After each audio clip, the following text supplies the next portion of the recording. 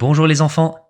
Hier, nous avons appris avec Déborah la belle vertu de l'obéissance, même si ça n'est pas toujours facile. Aujourd'hui, elle est frustrée. Elle n'arrive pas à tout faire et ses petits frères ne font que jouer. Son père lui apprend que même le grand prophète Moïse devait partager les responsabilités. C'est le moment d'apprendre le leadership, guider et encourager les autres à faire le bien. Écoute comment Déborah organise ses frères. Voici une mission pour 3. Ce matin-là, l'auberge est encore plus bruyante que d'habitude. Des clients réclament du pain, d'autres cherchent leurs sandales, et un bébé pleure quelque part dans la cour. Déborah, elle, essaie de tout faire en même temps. Où sont les serviettes ? La cruche d'eau est vide. Pourquoi il n'y a pas de couverture sur mon lit ? Pendant ce temps, ses petits frères, Nathan et Benjamin, manient des bâtons comme s'ils étaient des épées, et crient comme s'ils étaient des soldats dans une grande bataille. Le cœur de Déborah se serre. Elle a chaud, elle est fatiguée, et eux, ils ne font que jouer.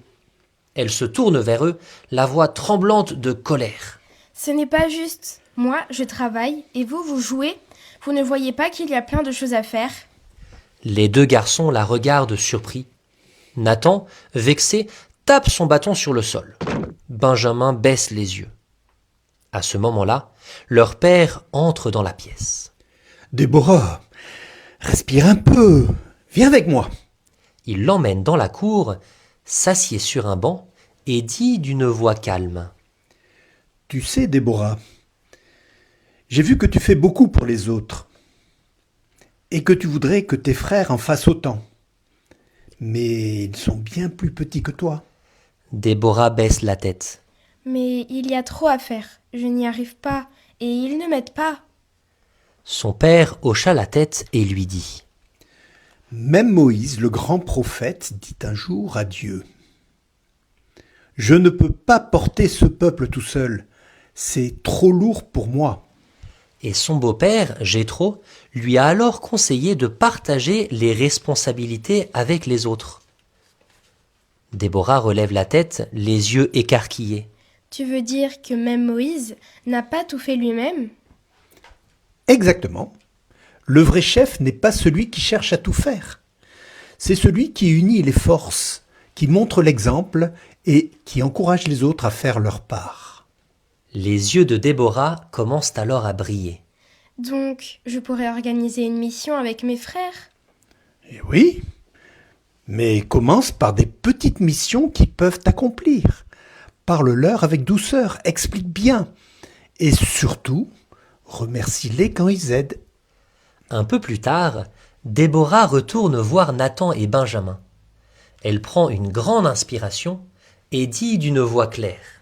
Et les garçons, j'ai une mission pour vous, et je crois que vous êtes assez forts pour l'accomplir. Je suis très fort. Et moi aussi.